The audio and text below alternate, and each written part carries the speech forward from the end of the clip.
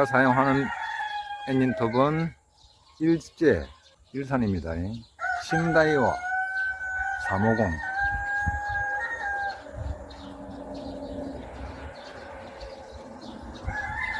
자, 제일 앞에 보이는 게 정품입니다. 물론 뒤에도 다 정품이지만 톱 자체는 정품인데 톱판을 개조하기도 하고 다 그런데, 톱바가 이렇게 생겼고 정상적으로 가면은 요 정도로 약간 다른 일반 톱, 엔진 톱보다는 조금 좁은 편입니다. 톱날은 43개가 들어갑니다. 뭐 날카로운 끌이 43개가 회전을 하면서 깎아낸다고 생각하시면 됩니다. 두 번째 톱은 똑같은 톱에 서기아라 톱바를 끼웠습니다. 얘는 좀 아주 좁은 구석에 조그할 때만 사용을 합니다. 톱바 끝이 커브가 좀 세다 보니까 새까맣게 탔지요. 세 번째 거는 똑같은 신다이 350에다가 톱바를 좀 멀쩡한 톱바 하나를 요 끝에 초경날 있지요. 여기에 남은 것을 하나 사용을 하고, 그 다음에 이게 초경이 다 달아 가지고 못 쓰는 걸 이렇게 이어서 붙여 가지고 길게 사용을 합니다. 개조를 한 것인데, 아르곤 용접을 하는 곳에 가서 잘라 가지고 용접까지 해줍니다. 저는 1만원에 이렇게 붙여봤고요. 그리고 톱날 자체가 여기는 55개가 들어가는 걸로 제가 알고 있습니다. 대신에 일반 톱날 값의 2배 가량을 들여야 됩니다.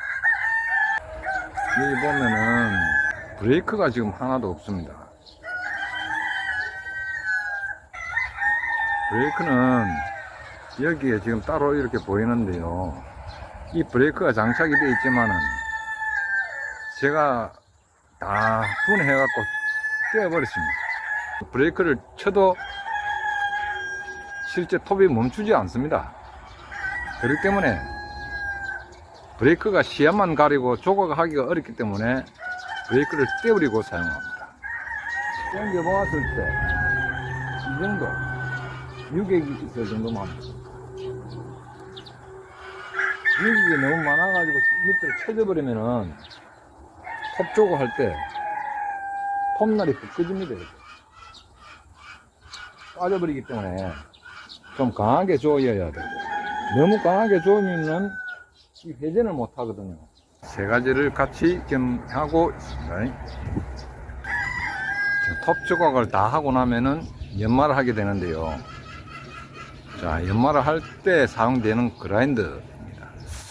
일반 우리 핸드 그라인더에다가 그대로 장착을 하면 됩니다.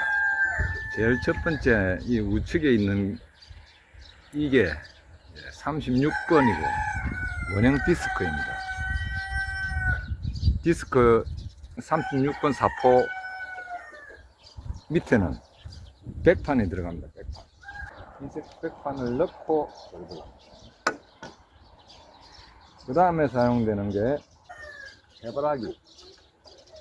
해바라기 60번이나 80번을 사용합니다. 그래 가지고 둥근 부분, 그 다음에 안에 함지방 내부, 그런 곳에 연마를 하겠습니다. 그 다음에 그라인더는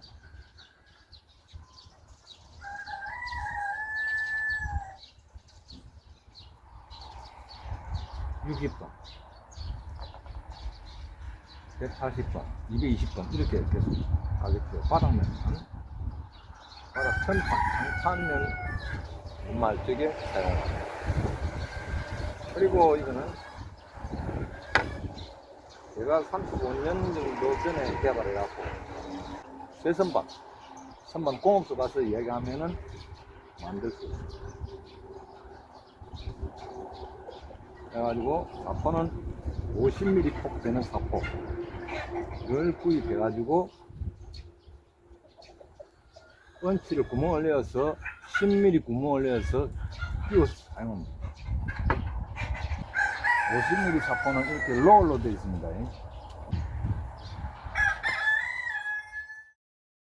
핸드그라인더를 사용할 적에 속도가 변속도가 빠르기 때문에 위험합니다. 위험해. 아까 제일 처음에 제가 소개해드렸던 디스크 36분 같은 경우는 사용하지만 그 외에는 모든 그라인더는 보통 이렇게 슬라이드 악셀을 사용하여 속도를 줄입니다. 속도를 올리고 내리고 올리고 내리고 그라인더를 여러 개 꼽고 사용할 때에는 이렇게 하나 만들어 가지고 꼽고 그라인더를 여러 개 꽂아서 속도를 그때 상황에 맞춰서 회전을 시키면서 하면 됩니다. 연말을 하면서 새까맣게 타면은 속도가 빠른 겁니다. 그때는 속도를 낮춰줘야 돼요. 속도를 조금 낮춰가면서 타지 않으면 그 속도가 거의 맞는 겁니다. 새 거 아니어도 상관없습니다. 중고를 구입하셔도 뭐 그렇게 크게 고장나지 않기 때문에 구멍에 들어가 있는 먼지들을 한 번씩 풀어내고 이렇게 하면 깨끗하게 되고, 고장이 난다 이러면은 뭐 동네에 전파사나 이런 데 가서 하면은 뭐 수리도 간단하게 다 끝납니다. 그리고 3kg짜리, 2kg짜리, 1kg짜리가 있는데 3kg짜리도 저도 가지고 있는데 무거워서 사용을 안 합니다. 항상 옮겨 다니면서 사용하는 경우가 많기 때문에 1kg짜리가 지금 두 개 다 1kg짜리거든요. 1kg짜리가 제일 적당하게 좋습니다. 집에서 닭을 키우니까 닭 소리 이게 좀 많이 납니다. 좀 이해를 바랍니다. 자, 구석에 연마를 할 적에 지금 이게 나오는 벨트 샌드라고 합니다. 뭐 계양 제품입니다. 한국산. 우측에 있는 게 폭이 20mm 짜리고 좌측에 있는 게 30mm 짜리입니다. 20mm 짜리는 단종이 오래전에 떼어가지고 지금은 구입할 수가 없습니다. 뭐 중고로 어디서 어떻게 해갖고 구입할 수 있으면 좋은데 그게 아주 힘들 겁니다. 저는 아직까지 지금 제가 사용하고 있고요. 좌측에 있는 것은 쉽게 구입할 수 있습니다. 가격이 좀 셉니다. 그리고 사용할 적에 사포를 장착할 적에 회전 방향이 이렇게 갑니다. 이렇게 보면 화살표가 있습니다. 이렇게 회전을 하기 때문에 사포도 이렇게 구입하시고 나서 잘 보시면 회전 방향이 있습니다. 회전 방향. 회전 방향과 같이 맞춰서 이렇게 되는 걸 장착하시면, 이것도 슬라이드 악스에 묶어서 사용하는 경우가 좀 좋습니다. 전격이 220V를 사용하면은 이연 부분이 터지는 경우가 좀 많습니다. 100V, 120V 정도로 사용하시면은 터짐이 없이 오랫동안 사용할 수 있습니다. 목공에 이제 필수적인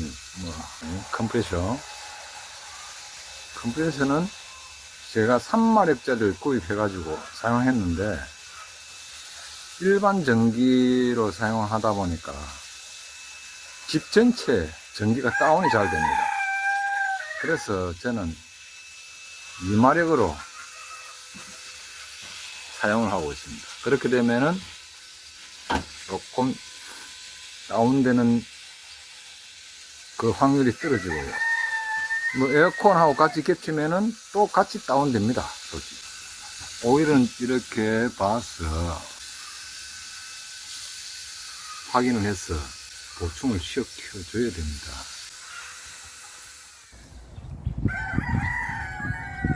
깊은 곳을 연마할 적에 손이 들어가지도 않은 곳이 아주 많습니다. 그런 곳에 연마할 적에 사용되는 공구입니다. 이것은 직접 만드시는 게 더 좋을 겁니다. 어떤 자, 만드는 거는 통을 구입하시면 이렇게 육각형으로 생깁니다. 이 부분을 자르고 이것처럼 셋톱으로 중간에 한번 쭉 잘라가지고, 이게 지금 4cm인데 달아가지고 지금 2.5cm 정도까지 나왔는데, 사포 조립 방법은 이거 잘 보셔야 됩니다. 예, 모든 공구는 오른쪽으로 회전하게끔 거의 다 만들어져 있습니다. 이게 사포가 돌아가는 게 오른쪽 방향으로 돌아가니까 이렇게 조립이 되어야 연마가 되는 겁니다. 근데 이렇게 조립 안 해도 나중에 사포를 끼가 사용하다 보면 연마가 안 되면은 스스로 터득하게 됩니다. 자, 이것은 첫 번째, 이거는 예, 그냥 일반 쇠봉에다가 셋톱을 잘라 가지고 만든 것이고요. 자, 이 두 번째 것은 실리콘 총으로 만든 것입니다. 그 다음에 세 번째 이것은 드라이브로 만든 것입니다. 드라이브를 사용하지 않은 드라이브를 잘라 가지고 만든 것이고요. 자, 네 번째 이것은 이미 고인이 된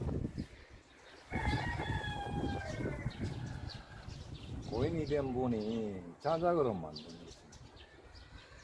여기서 여기까지가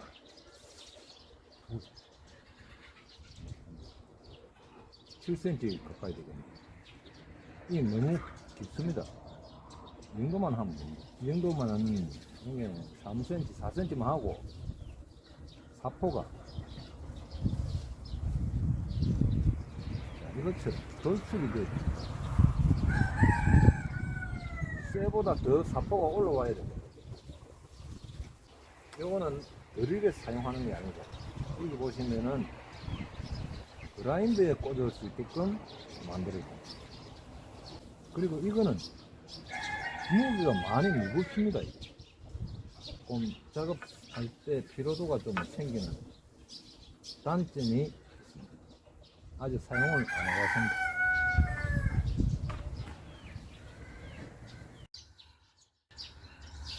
스프레이 건입니다. 샌딩 실라, 그 다음에 락커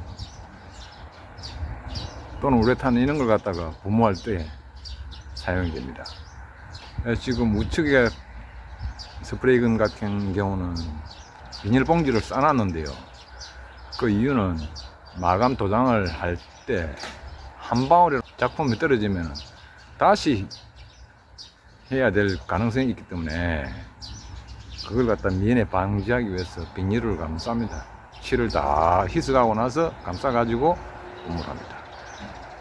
그리고 한 달 이상 사용하지 않을 때에는 스프레이건을 갖다가 깨끗이 청소를 해 놓는 게 좋습니다.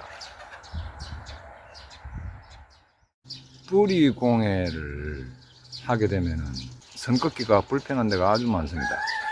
그곳에 사용하는 서피스 게이지입니다. 서피스 게이지는 서양어로 하는 것이고, 제가 처음 목공예 배웠을 때는 도수깡이었습니다. 높이 도수를 재는 깡이라고 그런 것 같기도 하고, 일본말인지 한국말인지는 확실하지는 않습니다. 필요한 높이를 갖다가 측정이 됐을 때 샤프를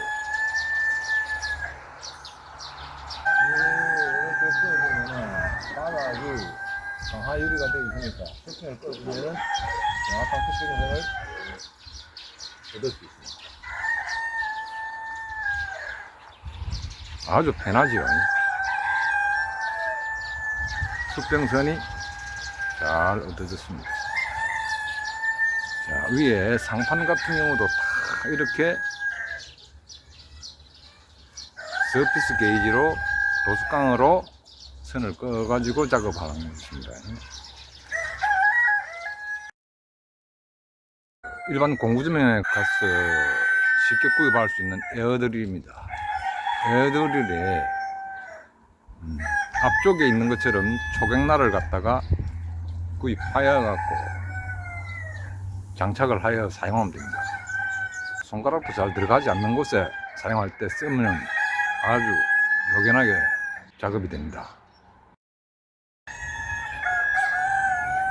그리고 조각도가 필요합니다. 뿌리공에서는 거의 조각도를 사용하지 않는 경우가 아마 허다합니다. 그런데 제 같은 경우는 뿌리 조각을 하고 나서 깊숙하게 안각이 들어가야 될 곳에는 조각도를 제가 처리를 합니다. 조각도를 처리를 해야 날렵한 느낌이 나고 완성도가 더 높아지더라고요. 그리고 다 알고 계시는 트리머입니다. 트리머 같은 경우는 제가 사용하는 경우는 차상에, 그런 게 천판이라고 합니다. 위에 높은 면을 가진 곳이라고 천판 이렇게 얘기하는데, 그런 곳에 테두리를 작업을 해야 될 때 턱파기를 보통 이걸로 좀 합니다. 품 작은 것과 아주 정밀한 것은 이걸 사용합니다.